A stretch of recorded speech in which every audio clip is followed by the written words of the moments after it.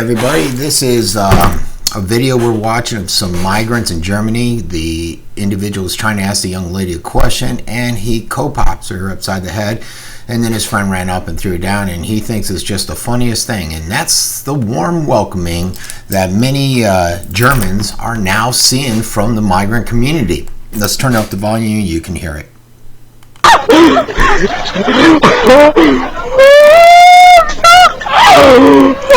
Ça vraiment c'est du lourd.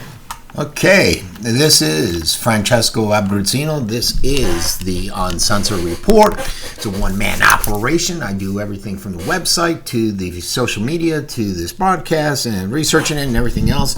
Unedited, unscripted. Basically, I go out, I read some stories that I want to talk about. I'll pull the stories up for so that I can hit my facts, and there's certain stuff I like to hit in the story. I'm an old guy. I'm almost 50, and I forget things. So I like to pull it up so I can remember. Before I came on, you saw longevity. If you go to theuncensoredreport.com, click on longevity for the best vitamins and minerals out there, and it helps to support this program. Okay, first, what I do is I cover the headlines on my national page, and then we move it over and I opine about the more serious issues. As you know, with my social page, the Scoop National News, there's a lot of issues on there that are not serious issues. A lot of what I call fluff. And the reason that fluff is on there is because it draws the people. It gets my numbers up so that my reach is over 500,000 people. And, then I can insert my communication, my stories in between and see what happens from there. All right, so first, what we got here, a group of Syrian women are warning mothers and families who are thinking about going to Syria that life in the UK is much better. Of course it is. So let's see what Zaka and the other two have to say. زكا وأنا حابة أوجه رسالة للأم يلي حابة تروح على سوريا أو مفكرة تروح على سوريا وتاخد عائلتها. أولادكم عايشين بأمان، متوفر لهم المدارس، متوفر لهم الحياة الهنية، مستقبل حلو، فوين عم تاخدون وتنزلوا على الحرب؟ نحن كنا عايشين بسوريا حياة كتير سيئة وكل يوم. All right, so this is actually a good thing. They're out there and they're basically telling the young women out there, the young Muslim women, don't go into Syria. Don't fall for this ISIS trap. Stay where you're at. Why would you want to leave England? The safe security that you have there. And it makes sense to me. The morning cartoon, I like putting those out. Integrated Muslims and Germans are disgusting. They should all disappear. This is, they went to a school and talked to them. And they essentially talked to some people, Muslims that were assimilated in Germany, and how they don't communicate with each other. I can tell you, my sister, when she was younger, sisters, two of them, were in Frankfurt. And they grew up and went through Frankfurt's school system. And I would go there and visit them. And the one thing that sticks in my head that I remember is where they lived at were some people. And I wasn't really into tune with what was happening out there, the cultures and everything. And these were people from Turkey. They were Muslims. And my sisters wouldn't talk to them. Now, my dad's from Italy. They spoke Italian in the house, but they were also German citizens. And they just, essentially, the Turks were treated as the peasants in the area. And I'm assuming it's the same, and I'm assuming that's why these people are upset and don't want to talk to them, because they get treated as like a third-rate citizen in Germany, from what I've seen when I was there. The people in Medea, Syria, still starving. UN says, hey, we got to help get these guys out, or we're going to run into a real humanitarian issue. Wrangling brothers finally decided to stop using elephants and make them retire. And this isn't just because they're good and ethical. It's basically what the lady said on the interview, because the county and state I guess registration or requirements now make it almost impossible to go out and bring those elephants in there. It doesn't make it economically feasible. FBI probe into Clinton. This is starting to get serious for Hillary. I was watching Judge Napolitano today, and he talked to his sources. Now Hillary says, "Oh, Fox is wrong. There's no investigation." He basically came out and said she wouldn't know if there was. There were over, she continues to say there's no secret emails, no top secret, no classified emails were on that server. Yet they found over 1,300 of them. Also in the probe, there for 2 years now, what we're learning is that the FBI has been had a team for the past 2 years, and they've been looking at connections between when Bill Clinton was given a significant amount of money to speak, something like $750,000. How it correlated with the same time as a country or entity was trying to get something pushed through the State Department, and they would be given money there. And the way it was communicated to the judge is this is a serious issue. It's not just a fishing game. When you have 150 agents on it, it's not something that they're hoping, that they're out there fishing, hoping to come up with something, that there's some serious concerns here. And then what really killed her on this email was what came out this weekend when she told a person on that secret document, don't fax, the fax wasn't working for secret faxes, so she said, use another one, don't worry about it. Then on another document, she told the individual, just get rid of that word secret on there and send it using a personal server. So she's really some incriminating information. This lady's a fraudster, and she should not be our president. It just amazes me that she's being considered. I think Bernie has a lot more credibility and is a more viable candidate than her. Let's see. Even though I don't agree with him in his communist stance or socialist stance. Military will face pressure to lower standards. He's saying that it's not really the Secretary of Defense that's pushing this, but the fact that the groups out there, third-party groups, outside sources, will put so much pressure on that to get more women, because they're going to find with the current requirements, they're not going to have enough women, and it will not appease the individuals, groups out there. This happened here in Sarasota. I was one of the first news agencies to break it. 4-year-old weighed just 22 pounds, looked like a skeleton, and these two are now in custody. This happened in Sarasota. Let me see. What do we have? You know what? We got some idiot there mouthing off. Mother asked public for help searching for her daughter. I always like putting those out. Let's see. Turkey blast. There was a turkey blast. Some people always come on and says, well, who really cares about it if it's in Turkey? And the fact is, you should care about it because this is a major terrorist destination. So this is some of the wounded people coming in from the Turkey hospital.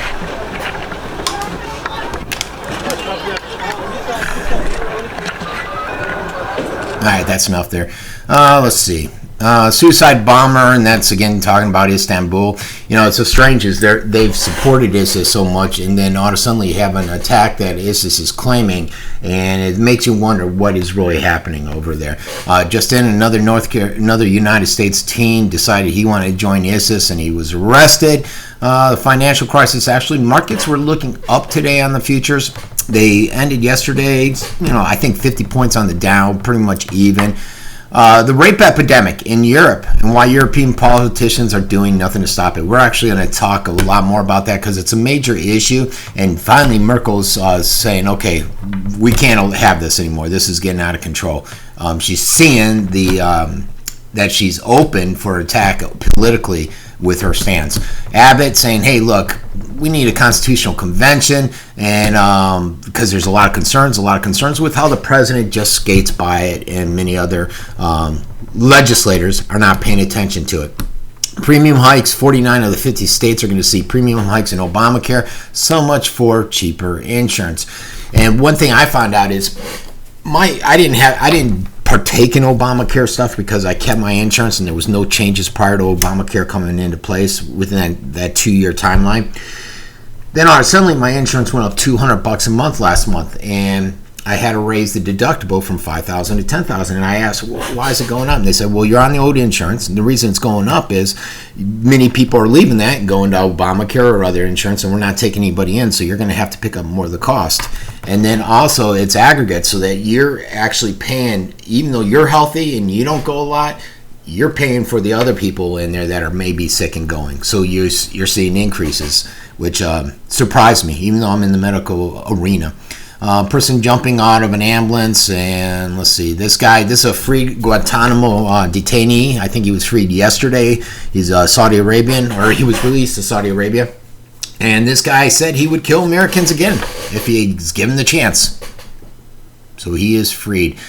And FBI, again, with that story with Hillary, she's really coming under a lot of pressure, folks. And the Democrats have to be very concerned about it.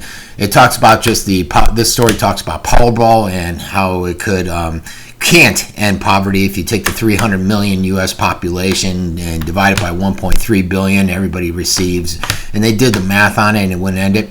This is something, somebody thought I was joking when I originally put this out the other day. This is a logo for a city, and it's going to stay. The city council said, hey, it's going to stay, and it's for Whitesboro, Village of Whitesboro. And a lot of people are concerned about the racial overtones of it. And Rhonda went ahead and commented on it. If you people bother to read the story of the Sill, they can't possibly see this as racist. And she goes on and opines or gives her opinion on it. The China caused the next recession. What else we got here? Monk robbed buying lottery tickets at Philadelphia. Al-Qaeda bomb maker threatening the United States. Says he's going to blow us up. Rape refugees, and that's the new terminology or new word that they're using over in Germany after that whole Cologne incident. And it's not just Cologne, it happened throughout the country. Strangely enough, only 294 people are interested in that, but I guarantee you that the store guy, 1,288 are interested in that. Where are we, people? What's wrong with our society? Marines, only 407 people listed interested in this letter from a Marine that he sent 11 years ago. Finally, mail service finally got it there. This is talking about the Constitutional Convention. Let's take a quick listen to it. And Ben Franklin's plan, the founders' plan, they knew and they articulated at the time of the original convention in 1787 that there would be a need for the American people to alter the Constitution as the country grew and evolved. And so they handed to us in Article 5 of the United States Constitution the pathway to do it. And they knew that it would be the people who would need to be able to do it, not government leaders in Washington, D.C. And that's precisely why they inserted Article 5 into the Constitution so that we can amend the Constitution. And basically what I'm calling for is not really changing the Constitution, but instead returning the Constitution to the original principles that were enshrined in the Constitution. All right, there you have it. Return it to the original principles of the Constitution is his overall goal. And that's just because there's so many violations, especially with these executive orders that Obama and Bush and everybody else has been pushing out for years. It's got to come to an end, and that's basically his concern. Some floods. Let's see what else we got. 5 U.S. citizens are trapped in Medea. That's that town where you got everybody starving. They were eating branches and that. How about this guy? Officer hands out an astounding 19,000 parking tickets in a year. You bet that city's loving that revenue contribution. And let's see. Hillary's calling for an end to the immigration raids. This is a fight where two brothers are fighting and they get rammed onto a police cruiser during their brawl. Alabama takes it yesterday, beating up on Clemson. I think it was 45-40, close game, but they took it. Trying to ease off sugar, and I think that was one of the very first ones I put out today. Let's see, Trump's on there. Basically they talked about Jimmy Kimmel had some questions, asked him, and Trump said he noted some good things about himself, like his good looks and his hair. Gotta love that guy.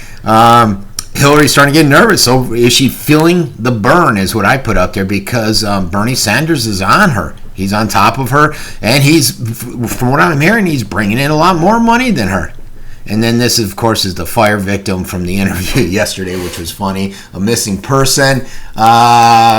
Flint drinking water, bringing water out there after that big snafu where the government decided it was better interest, more in their better interest to go out and use this new process, get in front of the Flint River, which was loaded with lead, and now all these poor kids are sick, poisoned. Let's see. Amman lied about Philly Islamic State shooter's ties to the mosque. What a surprise. Drone footage, and this is of Chernobyl, and that's basically it. The rest is up there from yesterday. So let's go ahead and end this thing and shut that down. We're going to shut that down. Okay, get you guys to a single screen. There we go. All right, and let's start to talk about some of the hard stuff out there, some of the issues that are impacting our daily lives. One thing that I did want to talk, I'm going to try to talk about some police issues. I'm going to try to talk about some migration issues, some migration concerns, some political stuff, and we'll see where it all takes us. And the first one is, it's on a story that just came out yesterday. And it's a new process that a lot of police are starting to use, and it's basically the police are using this process to measure your threat score. And they're taking all kinds of metadata, and they're taking this technology, they're digging in, they're taking all this information, and to see what kind of potential violence you may bring to the situation. And so they're rolling out this new technology, and it gives them this unprecedented ability to spy on individuals and attribute a threat score to them. And this is all being reported via the Washington Post yesterday. And it's starting out in Fresno, California. That's going to be the test site, I guess, or where they're originally rolling it out. And they've actually already adopted the software, and the software is called Beware. And again, you're allowed to take billions points of data from arrest records to property records, commercial database. They'll do deep web searches. They'll check your social media postings and everything. And then it comes up with a calculated score as to what type of threat you possess to the officers. And they're going to use this as a tool. And that's what this company Intrado wants them to do, is use it as a tool to help them get out there and prevent mass shootings and other attacks. Like what's occurred in Paris and San Bernardino. But, a lot of people, such as myself, are out there thinking this is just another weapon of mass surveillance. It's in their arsenal. They can get out there. It threatens your privacy, threatens my privacy, threatens our civil rights, our due process, and essentially police overreach. And that's what a lot of individuals feel the same way I do in regards to this issue. You just got a swelling of surveillance technology that's out there ever since 9/11. And, the fear-mongering that came out of there, we adopted the Patriot Act, and next thing you know, it's a surveillance state that we are living in. And this is concerning. And it should be to each and every one of us as individuals. The potential threat that comes from an individual shouldn't be addressed by a machine. How can you sit there and say, because certain words or certain phrases are showing up, that you are a threat? This machine determined you're a threat, so you're a threat, and we're coming down. We're bringing you down. And that's what this Beware program does. It's equipping officers with tools like media sonar to go out there and analyze social media, illicit activities, all this different technology out there. And this implementation by law enforcement is concerning, especially when why are we doing this when there's other issues that need to be handled with the police? I think money could have been better spent elsewhere besides delving into my privacy, violating my rights. Whenever you got this type of surveillance technology out there and they put it on the table, there should be some kind of debate to ensure safeguards are in place, to ensure oversight's in place. But I have not seen in this story that the Post put out any of this at all. And so it should be concerning to everywhere. And this program, again, is called Beware. And so you need to beware of the Beware software that's out there. And is it coming to your neighborhood soon? Who knows? It could be. All right, let's next talk about... this is important because I wanted to talk about the migrant issue. And I know it's over in Europe, but it's the potential to come here because we are bringing a lot of these refugees here. So you may not know this, but before this whole Syrian thing, we were bringing in a ton of Somalians. And so we got this whole cultural war out there, okay? And that's essentially allowed us to open ourselves up to some of what we're seeing over in Cologne. And this whole bankruptcy of multiculturalism has basically hammered home over in the European Union when it was on New Year's Day. And it's not just the Cologne and the different German cities. It's been happening in Sweden, Finland, Austria, Switzerland. You get these migrants, they come over from the Middle East, they come over from North Africa. They get out there, it's New Year's Eve, they're celebrating their differences. And you got Western culture out there. And they're clashing. Next thing you know, you got sexual attacks, robberies, and stuff that may be fine and may be acceptable behavior in one culture, but not in the other, not in the home state. And then you got these government officials out there, and they're dedicated to protecting their commitment to this mass migration, to these migrants, and not to their own residents, not to their communities. And they're blaming their people. They're saying they're essentially adopting a blame the victim posture out there. And then they're even going steps further to cover up the crime, the sexual assaults, and everything that's been occurring there. Just take Cologne, for example. Women have filed hundreds of sexual assault reports, over 500 criminal complaints, from drunken, abusive approaches to them to rape. I've covered all this stuff. And like I said, not just in Cologne, in Dusseldorf, 11 sexual assaults occurred there. In Kalmar, it's a Swedish city, 15 women have been reported being groped. It's systemic, folks. And what happened is truly disturbing. They went out there, and Spiegel magazine went out. They talked to the police, and they asked them, okay, what happened? And they basically said there's no problem whatsoever, and we don't see an issue. Basically, they were being dishonest. They didn't want people to know how extensive the issue was in the different cities as to not alarm them, they said. You have over 71 of the 1,000 attackers were identified out there, and they were mostly Syrian refugees. But they want to keep it under wrap because reality has become politically awkward. Think about that, folks. And this whole dishonesty cost that particular police chief his job, which it should have. But he was taking his orders from the people above. People like the mayor over in Cologne, Henrietta Recker. This idiot has her own solution for the problem. And what she says is keep your arm's distance. Don't go near them. Wear long dresses. She wants guidelines out there for young women on how to present themselves and how to prevent from being groped by these aggressive migrants. And she thinks these guidelines will help them out. Forget taking corrective action against the migrants. But like I said, it's Germany, it's Switzerland, it's Austria, it's happening all over there where police are keeping it under wraps to protect the privacy of the victims, they're saying. But in reality, what it is it's not, they don't want this information getting out. They don't want society to know what they've set loose within their countries.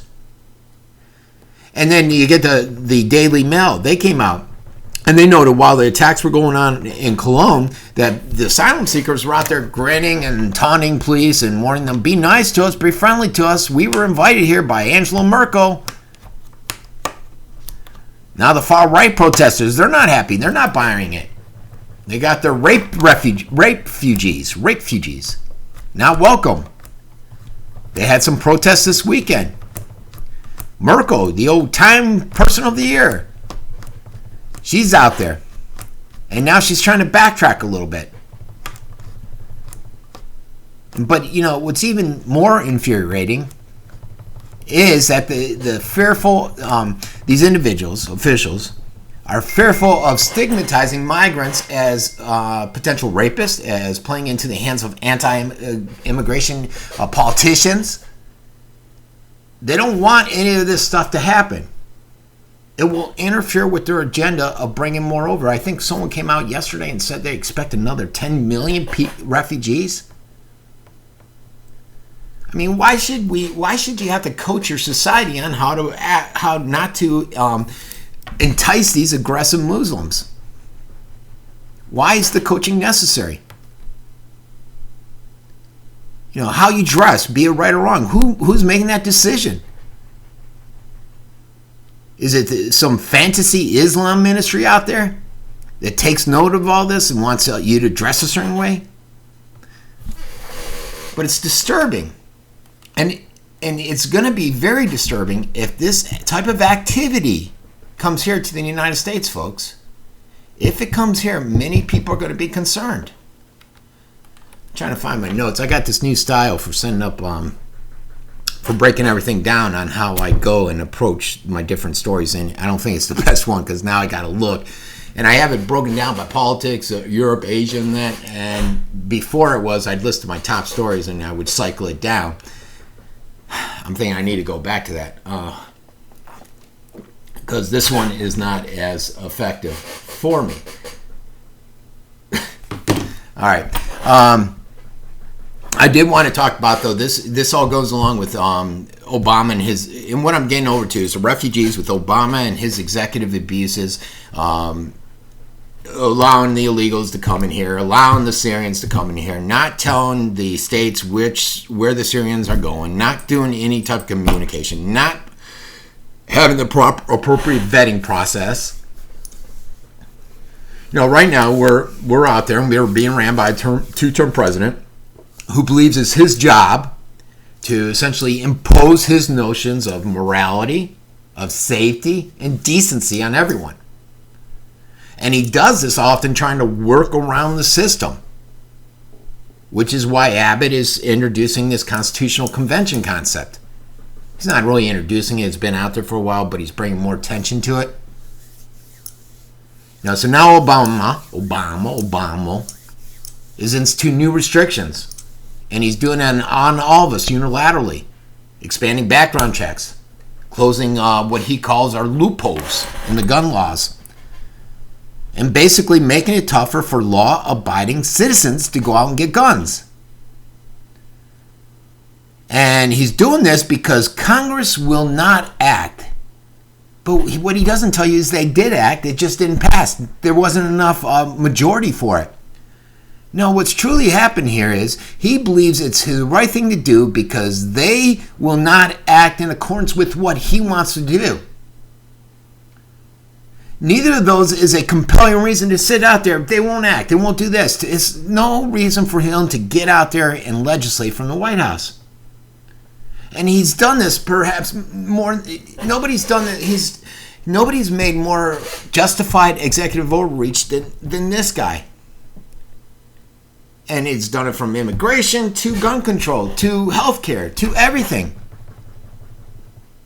And the whole, what's probably going to occur with this whole new gun push will be that hundreds of thousands of Americans who understandably fear the mission, creep of government, will end up buying a whole bunch of guns before they start this whole registry or whatever they're doing. The flow of donations to Second Amendment advocacy groups will continue to increase. NRA will increase. Because I'm telling you right now, he's taking this action and it's not what the majority of the people are wanting according to the polls. And so every time he comes out with this speech, you'll see gun sales go up. More support for the Second Amendment. But he doesn't get that. And what he's doing is the mainstreaming of the idea that if Congress fails, then I'll just go around them. It's okay for a president to figure out a way or a law himself if Congress cannot come up with what I want. You got people like Hillary out there applauding it, saying this is a great idea. And many Republicans too, because they want the same power when they get into office. Congress won't act, so we have to do something. It's repeated over and over by the left and the right. On immigration, on global warming, on Iran. Iran's a perfect example. On whatever crusade they're on out there, that the president has a moral obligation to act if Congress doesn't do what he wants. And to believe this, you have to accept two things: that Congress has a responsibility to pass bills on issues important to the president, nobody else, just Obama. And Congress has not already acted. And like I said, Congress did act back in 2013. The Senate rejected legislation to expand background checks for gun purchases and to ban certain types of weapons and ammunition. But he says they didn't act.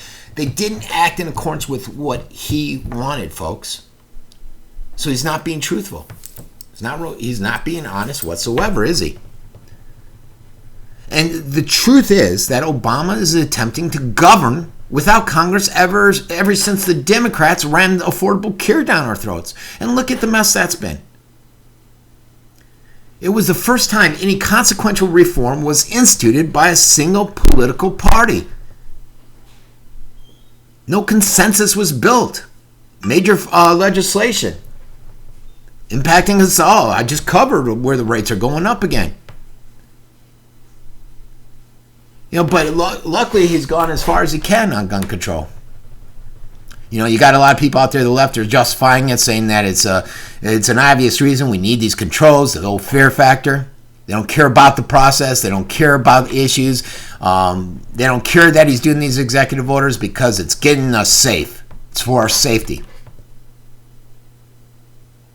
And they're confused. They're misguided. And what does Obama always say? We should not listen to these. God, what does he always say? I can't remember what it is, but he's always out there and he'll say, we should not listen to these orders or these individuals. All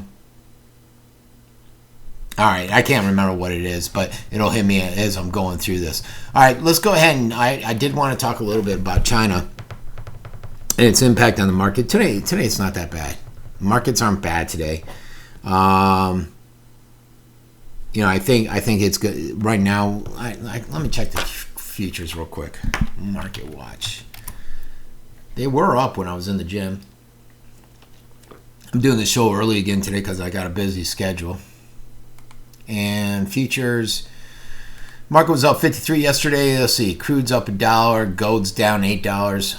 Dow Jones up 150. I don't know what the true value is, so it might be less than that, but it's upward trend right now. S&P up 19. So right now the market's looking up, but we still got that China factor. You cannot forget about what's happening over there. Okay, so we got the Dow Jones, and in the first week of 2016, it was the worst 5-day start. I think I've covered this on the last couple days. We saw the Dow lose a ton of points, over 1,000 points, over 6% its value. Investors saw their money their money dive. Investors lost a ton. There were fears over the Chinese market, and it had a tremendous blow on our financial markets across the nation, across the globe. And that what's happening in China, it shouldn't be astonishing, and I've covered this many times. Everyone, if you listen to people, they all sit there and say Chinese numbers aren't good. They're not accurate. They're not accurate. But lo and behold, until they actually sit there and tell you this is X number, nobody believes it. Even though they're all saying it. All the experts are out there saying it. That's why I'm still amazed at how much it's dropped. And so they're out there, they're struggling. China at one point tried injecting $20 billion into the market. You got Hang Seng, that's down 6.7%. Chinese companies are dragging the market down. The European stock 600, they're down over 6%. And like I said, it's a global concern, global fears. You were seeing it with the oil. Even though oil is up today, it's been down significantly. And then there's the whole currency issue because China's in there and they're allowing steeper than expected declines in their value of their Chinese yen versus the dollar. And what they're doing is they're getting rid of that and they're buying up more dollars. And with that action, with the $20 billion influx and stuff, China is showing that they're more than willing to get in there and meddle into economic affairs and potentially lead to further economic problems down the road. And so many individuals are concerned about it, and rightfully so. And so now investors are out there, and they're beginning to speculate how this unrest in China will impact us for the long term. And you're not really seeing a correction of sorts. Even though the market wasn't down yesterday, I don't think you're going to see a correction. And a lot of people, I think it was Peter Schmidt, he was out there and he said that the market is going to maybe come up a little bit and correct, but then we're going to see a significant decline later in the year. And until China gets their situation cleaned up in their country, we're going to continue to see this stuff. But it's not just China, folks. America isn't that well either. We have our own issues here. And so, I don't know what the easy solution is or what the answer is to all this. But you have to be concerned about it.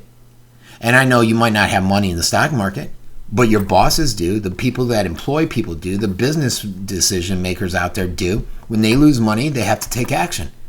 They have to cover those losses. And so stuff like this should keep you concerned.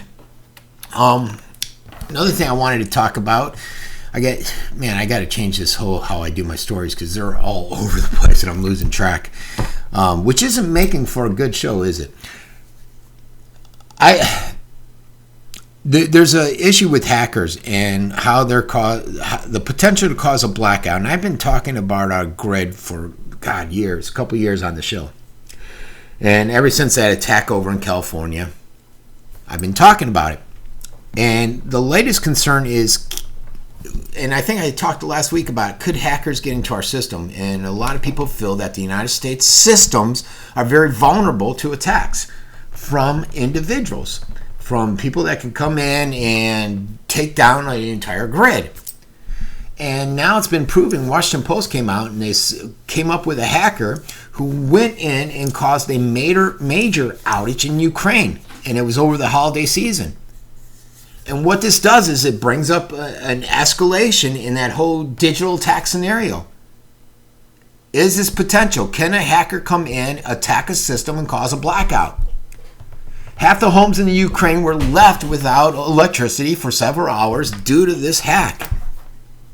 And when they went in, they looked at the malware. They found out that the system had at least 3 regional electrical operators confirmed a destructive cyber attack which had taken place. And these outages can have a ripple effect. They can leave a community struggling, especially over there in the Ukraine. There's certain areas there where losing electricity, they've already got it bad enough. But the attackers, what they did is they used this malware, and it wiped the files off the computer system, shutting them down, basically leaving the country, a large chunk of the country, without electricity. Some people said it was the Russians. Some people are blaming North Korea. They're not sure who it is, just like we blame the different countries when it was here. But what you have to do is, if this can happen in the Ukraine, folks, then it can happen here in the United States. We're not isolated from all this stuff, and I've discussed it on numerous occasions. We're not isolated whatsoever from it. And so it's something it's not, I've talked about this grid. If you haven't followed the show, there was an attack in California, and then I think there was an attack on the grid in Mexico after that, where it was a lot more successful. Then Congress came up with a committee, and they said, okay, we need to go out and investigate. We need to find out how safe our grid is. And should we be concerned in case there's some type of attack, be it hackers, be it a physical attack, EMP, anything like that. And so they came back and they said, look, our grid is a mess. This was about 6 months ago.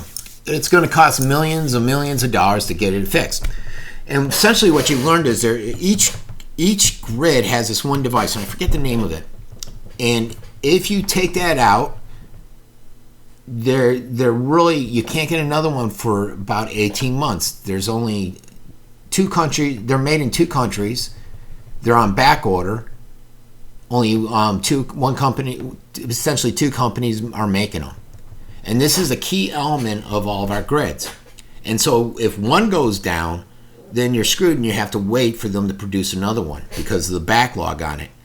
And this particular electrical grid device or equipment, they felt was not safe from a physical attack, from a EMP, from a hackers, or whatever approach, the different various approaches into it. Ever since that report came out, and I think it came out like 6 months ago, you really haven't heard anything after that. No action on it. No discussion about fixing that issue. And it's not just the electrical grid. And I've harped on this, and I've shown the video. I should have tried to find the video and put it up here. Back when that whole attack happened on the grid in California, I showed a video of Calvert Cliffs. And when I was in the Navy, I was at Patuxent River, Maryland. My wife worked at Calvert Cliffs nuclear plant, which was right across the river. And I couldn't even get past the gate. Here I am. I'm in the Navy. I'm stationed right next to VQ4, which is top secret VQ4, dealing with the trying to find these nuclear subs and stuff.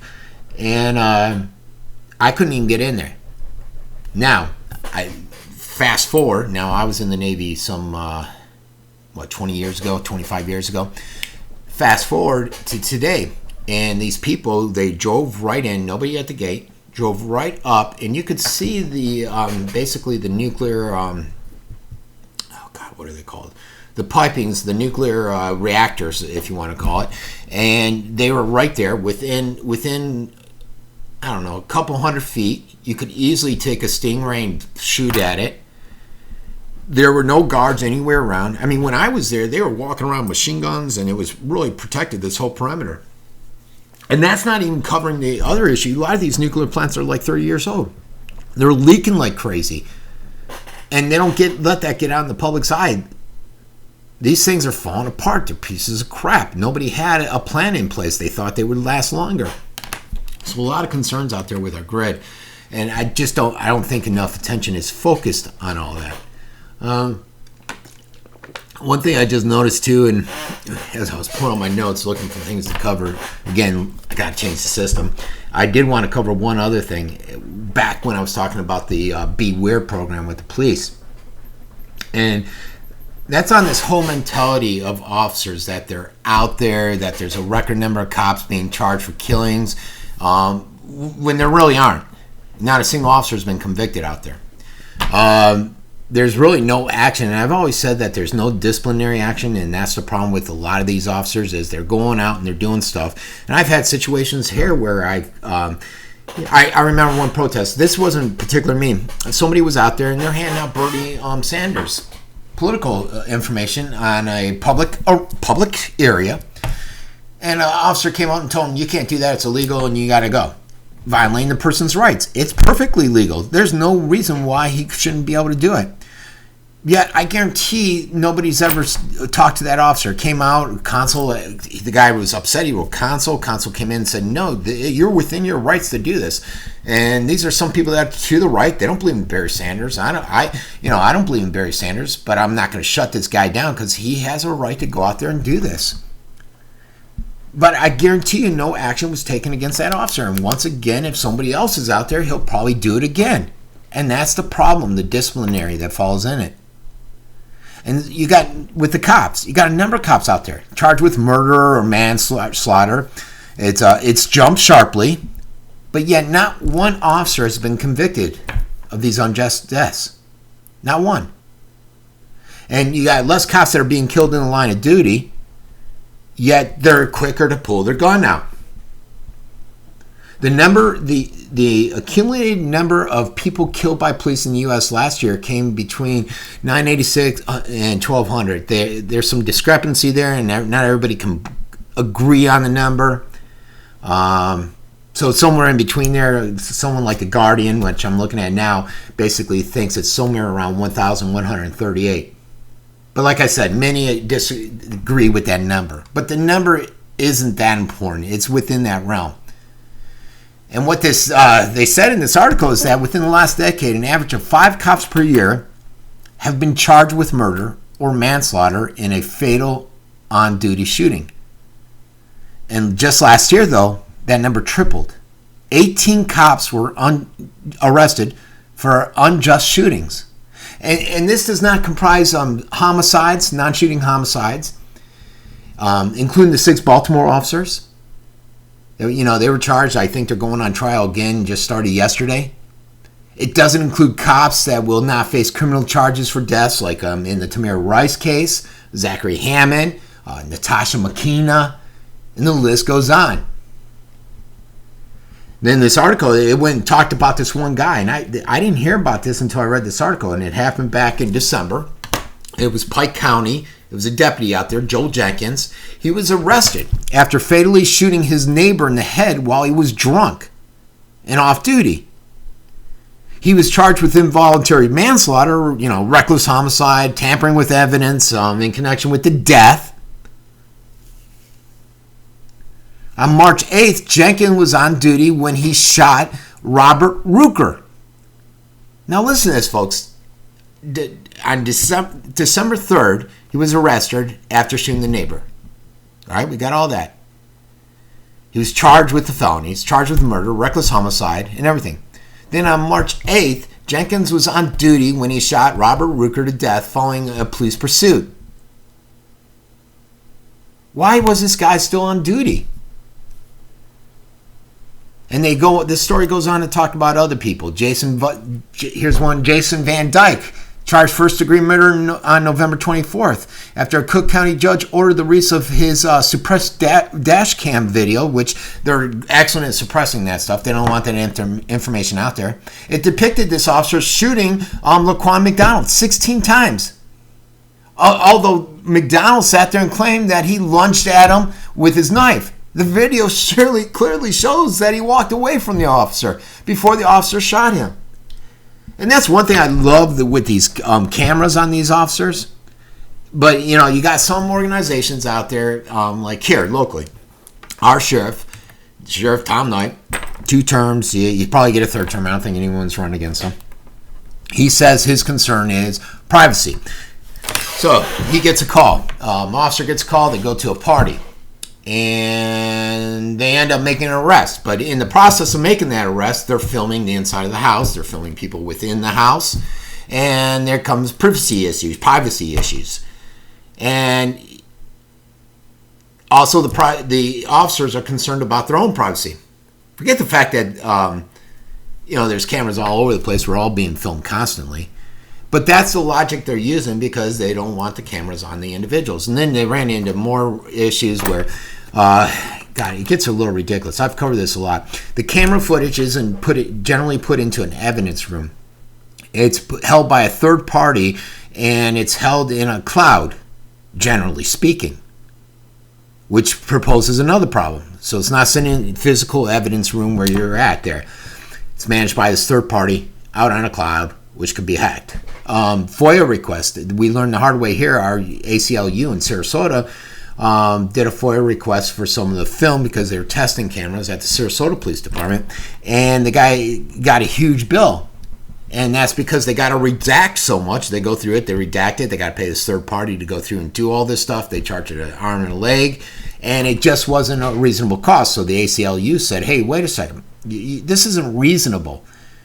For a FOIA request, for you to charge us so much money, something needs to be done here. So there's different issues out there, but I mean, how many countless numbers of times have we seen officers that have sat there and alleged that a person did X, and then the next thing you know, you look at the footage and you're learning that it was Y, and the officer was negligent, criminally negligent, possibly. It happens a lot, folks. Isn't it amazing how many times these body cameras aren't turned on? And this should all be concerning to you guys. And I've said a million times, it's not all the police out there. They're not all bad guys. Maybe 5% of them are bad guys. And it's these 5% we need to get off there. But what's bad, what's systemic throughout the police force is there's no disciplinary action. And I don't know if it's the police unions getting in the way, the chiefs, politics, or what. But the discipline doesn't match the discipline, the consequences. They do not match the actions of these officers that they're taking out there.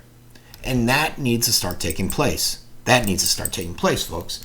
And until that does, we're going to continue to see this issue. We're going to continue to face these problems, these tragedies that individuals see on a regular basis. And this article, it just went through.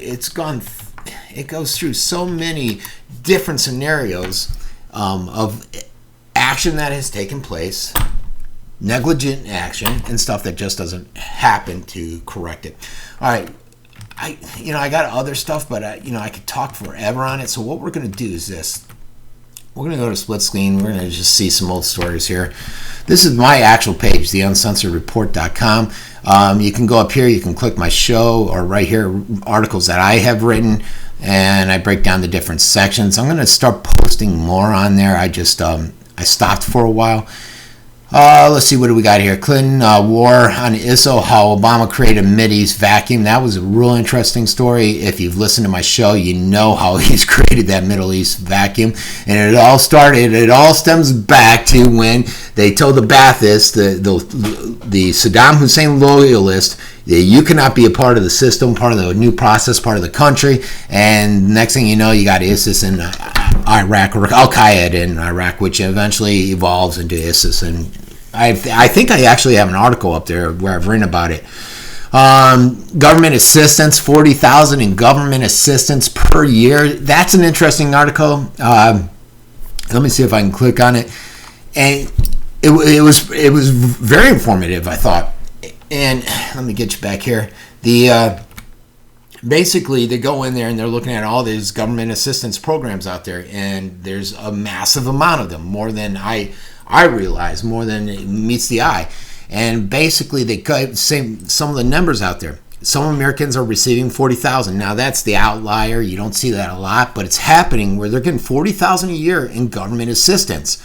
And that's according to this report. Actually, I don't know why I didn't keep it on the split screen.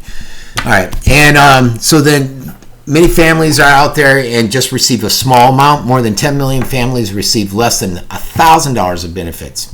And that's fine. You know, in my mind, these benefits are there for a reason. To try to supplement when you're in a hard time. Unemployment. I've taken unemployment when I got out of the Navy. It was there to help me while I looked for a job some 20, 30, 25 years ago. Once I found a job, I got off of it. The problem is a lot of these people use this as a crutch, and they continue to take from it, and they continue to take more and more from it. Popping out kids. Why are you popping? I remember I put on a video once of a lady with food stamps, and she was upset because the food stamp card, there was some SNAP food, and it was shut off, and she's like, how am I going to feed my 5 kids? And it's like, lady, get a job. Close your legs. Why do you have 5 kids?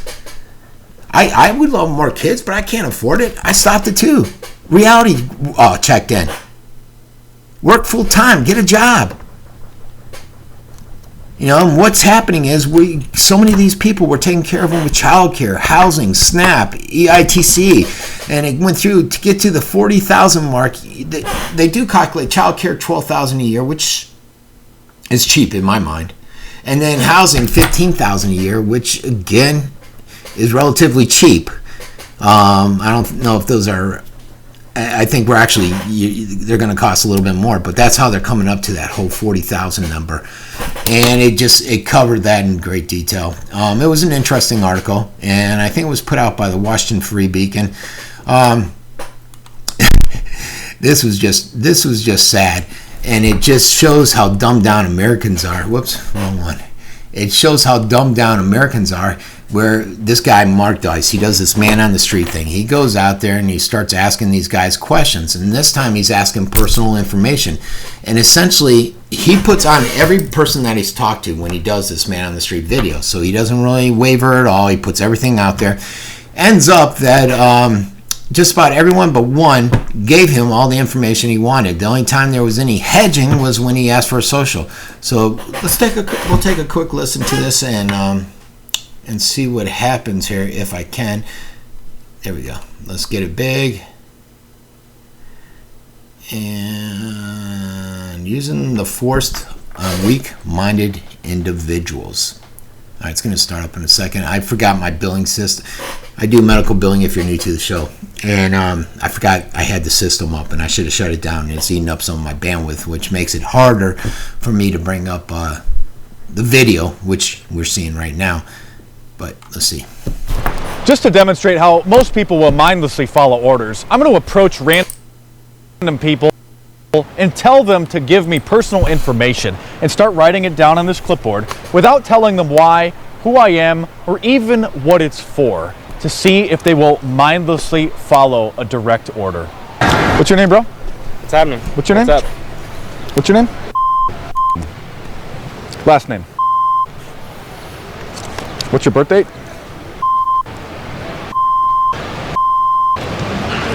Who do you bank with? What city do you live in? What street do you... Sorry, I'm going to make it big screen. For some reason, it was unavailable there. Here we go. What street do you live on?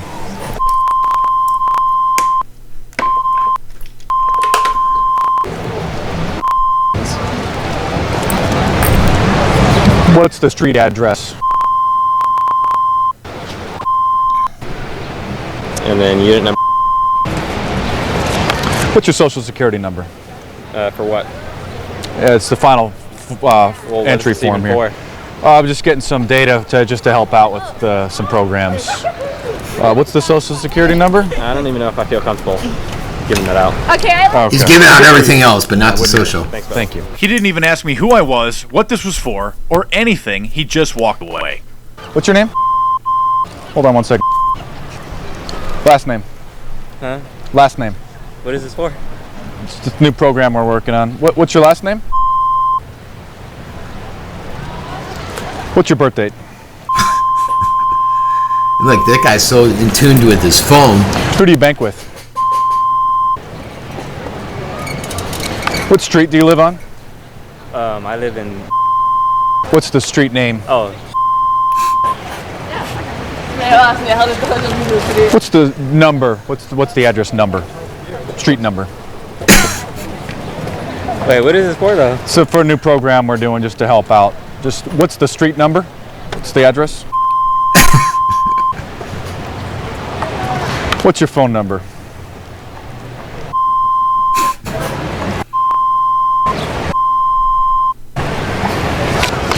All right, thank you very much. All right. He didn't even ask who I was, what new program this was for. He just mindlessly obeyed like a zombie. What's your name? Last name. Not gonna get me in trouble out here. Birth date? Alright. Can you turn that off? Yeah, sorry. Birth date? Can you turn that off? Yeah, I'm sorry. All right, folks. Mark Dice, Man on the Street. Check it out. He comes out every Monday. I put it on my website. Interesting individual. Just showing how dumbed down many Americans are. Why would you give out all that information? Bank account, street address, name. Come on, folks. It's time to wake up. The de-zombification of Americans has to take place now. This has been Francesco Abbruzzino with the Uncensored Report. Remember, educate, inspire, and affect change.